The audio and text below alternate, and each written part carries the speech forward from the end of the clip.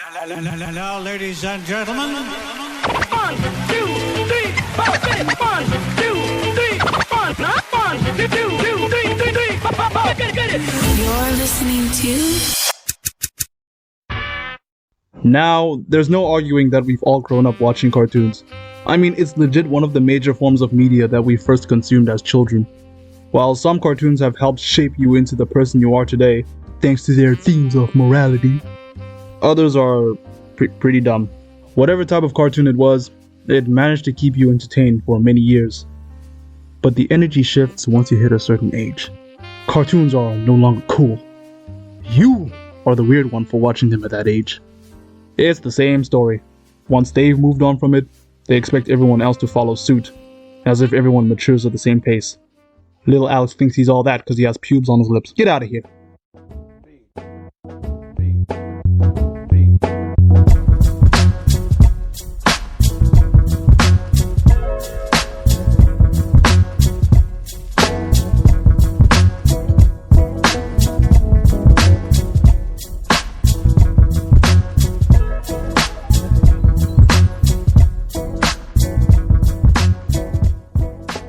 The people who belittle adults for watching animated media should really consider how they're using their time, like really.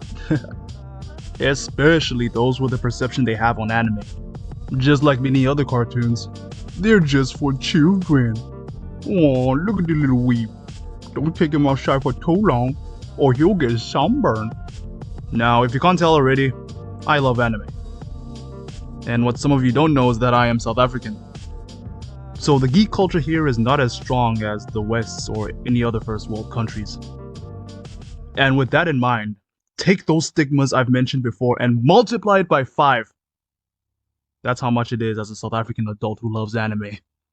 Okay, that's a bit too much now, let me slow down. As a matter of fact, the geek and pop culture here are growing faster and faster every year. Especially with new events popping up which celebrate these forms of media. And with that, more people are consuming animated content and accepting the fact that this beautiful medium can be enjoyed by all, no matter the age group. And that itself is beautiful. As for the people who said all anime is for children, yes, you with the face, you might not have noticed this, but I took your child and put him in the basement. Oh, don't worry, he's safe. As a matter of fact, he's about to watch some good old anime. The courageous fallen, the anguished fallen. Their lives have meaning because we, the living, refuse to forget them. And as we ride to certain death, we trust our successors to do the same for us. Because my soldiers do not buckle or yield when faced with the cruelty of this world. My soldiers push forward! My soldiers scream out! My soldiers rage!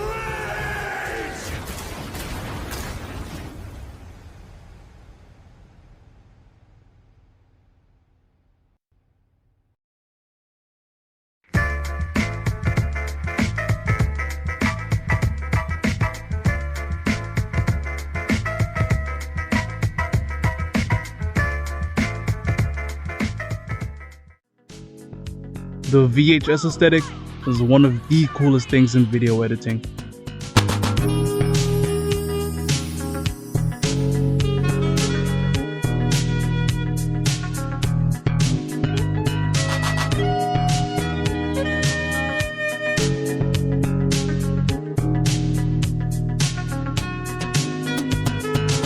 It is often seen in many music videos, films, and even advertisements, and that is with good reason. This grainy and static mess on the screen takes you back to a time where these imperfections couldn't be properly cleaned out, unless you had great equipment and software at the time. And even with the expensive equipment, that grainy mess still seeps through onto the final product. Now I know damn well the production team at the time were frustrated when they couldn't get those crisp real-life visuals on the TV screen. Honestly, I can't help but think that this obsession with the VHS filter is not only because people longed for the days of watching their favorite TV shows on the CRT TVs, but also because of the lack of imperfection in today's media. Okay, like hear me out. Most of the corporate designs you see on the internet or on TV look so clean and sleek. A little too clean. So clean that it doesn't even feel human. Which isn't a bad thing, like it has its time and its place, alright? And with the increasing use of AI, it's even less human. I believe that the imperfections of an art medium brings up its value, as it reassures to the audience that, hey, there is still a human behind the screen, and they have so much to tell you. Many cinematographers who want to get that genuine VHS effect, instead of slapping a VHS filter from CapCut, would normally buy an old school camcorder from that time period and go ham and cheese on it. I honestly respect the dedication and passion for it, man. Like, look at me, man, I'm using a VHS filter to make this look at least seem retro. I really want to learn how to make that old school anime compositing on After Effects or something. I remember coming across a YouTuber by the name of Jasistaken using an old camcorder while vlogging his experience on the Mr. Beast YouTuber challenge, and damn, that aesthetic made the whole video look cozy, man. So who knows, I might want to buy an old camcorder and get some good aesthetic video going. Aesthetic vlogs?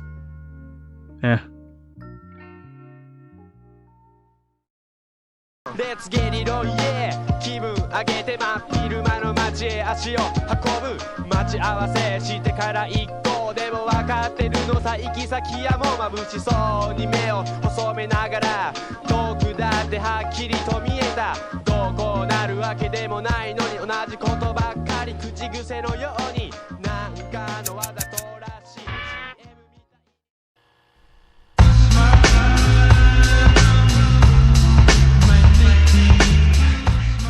Alright, are we starting? Hell, how's it going? Ladies and gentlemen, what's up? Hello, bonjour, konnichiwa, sambonani, morueni, and everything in between. Welcome to Toonflick Z Radio, aka one of the chillest radio stations here on underground YouTube.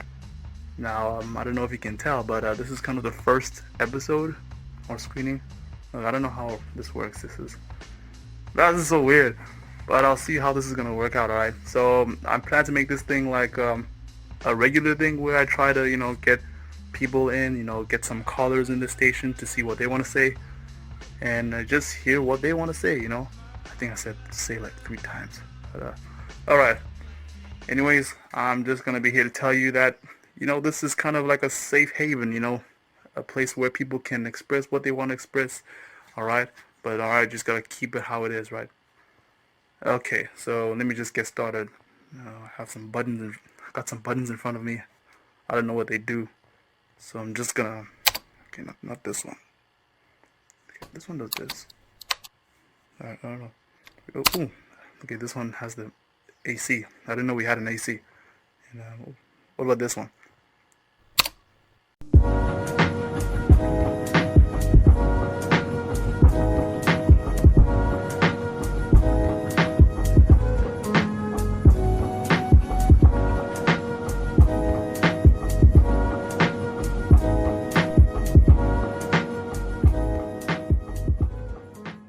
Okay, that does that. Huh. Oh my god. Oh, whoa, what'd you think? What'd you look at that? First caller of the show. Now let's see what again. Hello, welcome to Toonflick Z Radio. Say what you want to say to the people. I'm over here stroking my dick. I got lotion on my dick, whoa. but I'm just stroking my shit.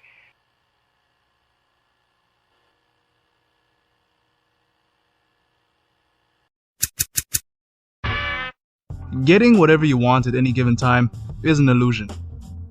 I mean, realistically, one must put some form of effort in order to get something they want, right? And when I say effort, it could range from smaller gestures of appreciation like asking nicely and returning with some sort of incentive, to something like acing your studies and doing favors in order to get rewarded for that hard work. Now, of course, there are exceptions, like phoning in a friend or a family member because you need something urgently. The emergency is always the priority. Unless the person wanted to finesse you out of $50 for quick cash. In that situation, I'd obviously be pissed. But it's honestly my fault for foolishly falling for that trap and not asking any further questions. All I could do now is hope that his purchase was responsible and beneficial for his health.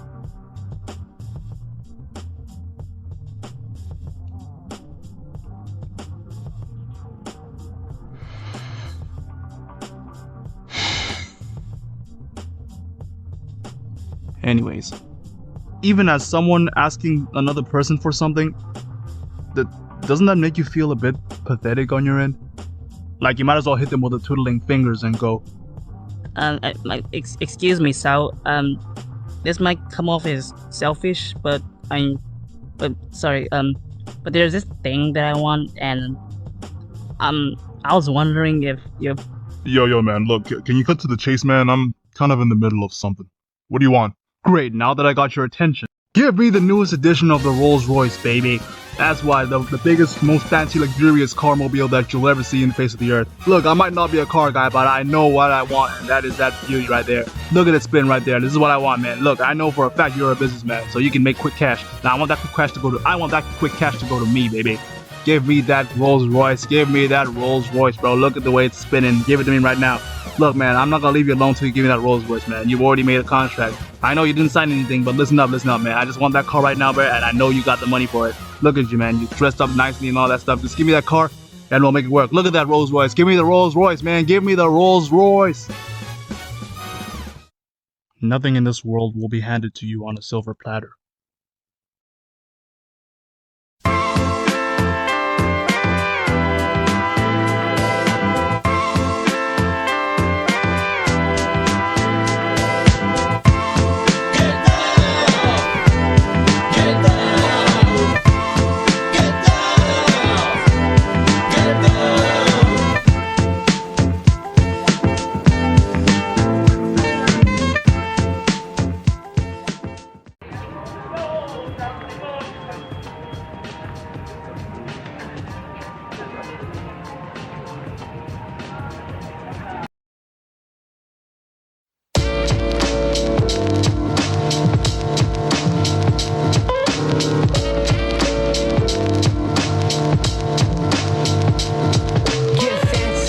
Salutations, I visualize it, pursue and realize it, cause I got more wild ideas than spots of Dalmatians, and where post-process feeds of information, infrared can't be seen in the... Are you an artist who enjoys music while working? Need something new to spice up your chill playlist? Well, the wait is over. A listening experience like you have never heard before has arrived on the platform. Ladies and gentlemen, boys and girls, I present to you Operation ToonFlixZ Z, the first studio album created by Toonflick Z himself. Actually, it's not a studio album. It's a playlist of songs that I happen to listen to while I animate and draw. Yeah, whatever. Operation ToonFlixZ Z is a playlist consisting of chill tracks that have been curated by Toonflick Z. I can't stress this enough, this playlist has some bangers ranging from mainstream stars like Tyler the Creator to legends of the game such as Nujabes, J Dilla, and MF Doom. And even some of the obscure stuff that you might not have found if not for this playlist. Hell, if that isn't enough to sell this amazing experience, check this out.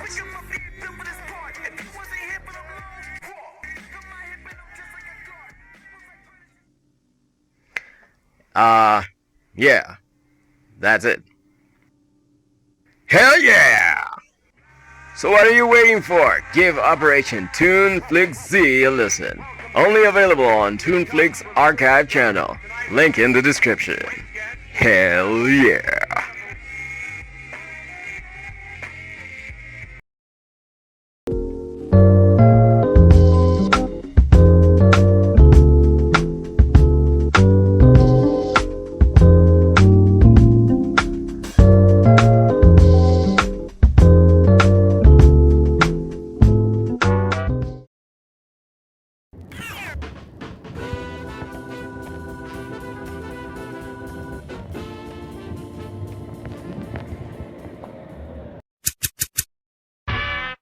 You don't understand how underrated lo-fi hip-hop and the aesthetics surrounding it are. The music is great. and a nice change of pace from other music genres that have the mainstream on a chokehold. But have you ever considered the subculture it has formed since the early 2010s? Now, for those who don't know, lo-fi hip-hop is a subgenre of hip-hop that has a more down-tempo, relaxed, and lower quality in production compared to normal hip-hop or mainstream hip-hop. The other versions of hip-hop that fall under this umbrella are jazz hop, chill hop, and in some cases, cloud rap? But those subgenres don't really encapsulate the lo-fi hip-hop that I am talking about. Like, bro, just listen to this.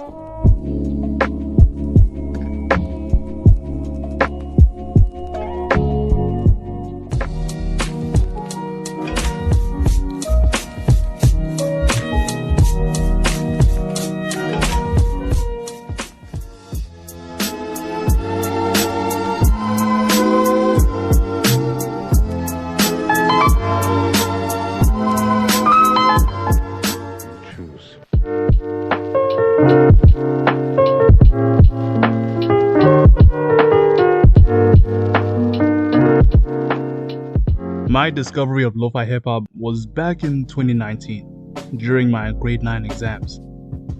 I was cramming as usual, but maths did a number on my mental health. Oh no! I'm still alive! Anyways, I went to look for any sort of calm music to help me study efficiently. And that's when I found it. Paradise. The one I found was, of course, the oh-so-iconic lo-fi girl. Like, you can't take away the impact this girl had on the internet and pop culture as a whole. Chill hip-hop and anime in the same form of media? You can't name an iconic duo than that, man, trust me. The more I listened to lo-fi hip-hop, the more I sank deep into the aesthetic rabbit hole. To the point where I did extra research on this genre. And that led me to discover the founding fathers of this genre. Nujabes and J Dilla. These two hip-hop producers are often pinned as the first lo-fi hip-hop producers due to their chill and mellow beats. And I get that. Although their beats sound nothing like modern lo-fi hip-hop as we know it, I still get it. Honestly, Nujabes is one of my favorite hip-hop producers of all time, and I might make a video about him one day. Yes. Oh yeah, and one more thing. Again, sorry about the sudden change in the studio. I had to do something. The lo-fi hip-hop community is so chill, bro. And when I say chill, I mean they are chill. Trust me, go into any chat room, any lo-fi hip-hop chat rooms, any live stream, you'll see people just laying around, chilling, talking amongst themselves while having this beautiful music in the background. Of course, you'll barely hear any arguments or any debate going on because they're just in their own world, soaking in the music. And heck, bro, there are even some lo-fi live streams that take place in a cafe and people can just come in and roleplay. Hell, I've done it. It's just a cool atmosphere. And I love to see that this subgenre of hip-hop can exude this atmosphere. I love it. And yes, I'm aware of how lo-fi hip-hop has been taken advantage of thanks to the advancements of AI. I mean, I've seen some lo-fi AI channels that, I don't know, bro, it took me aback, bro. I was listening, I remember accessing one of their channels and just vibing to the music until I found out it was AI and instantly shut down my laptop. And I'm like, man, bro, what? Come on, bro. I still regard lo-fi hip-hop as a very cool genre. And I urge you guys to give it a try and, you know, interact with the communities. Trust me, bro.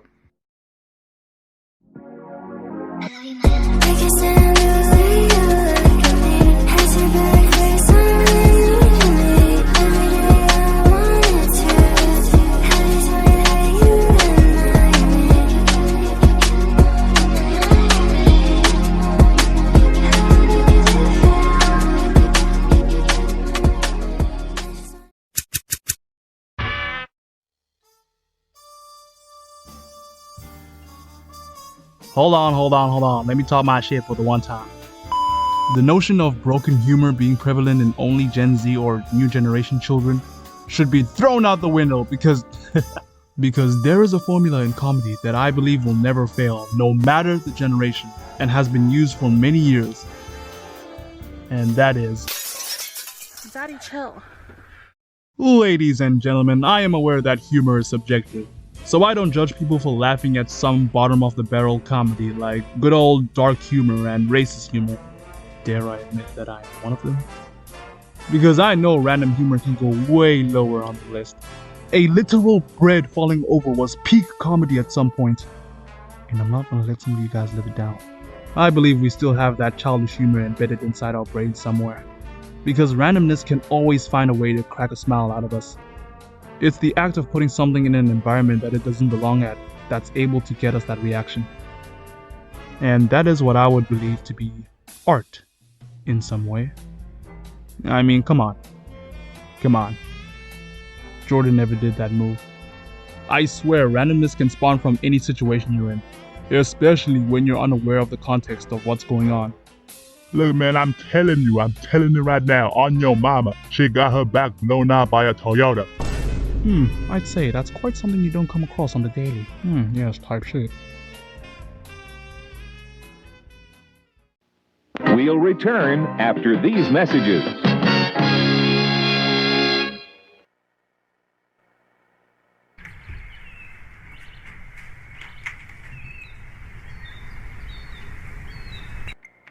Hey, Q!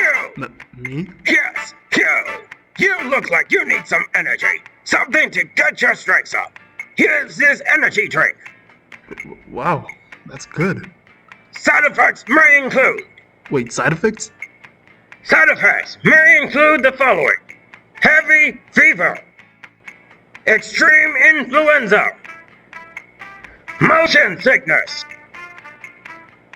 Space herpes. What? Okay, maybe not space herpes.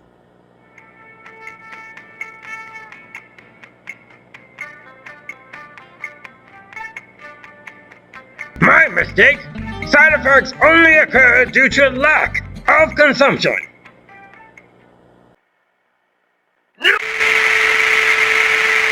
Be sure to call the number 02649177639 to obtain the 50% discount deal. But don't call the number 083926449226. What's my ex's phone number? We're still trying to figure it out.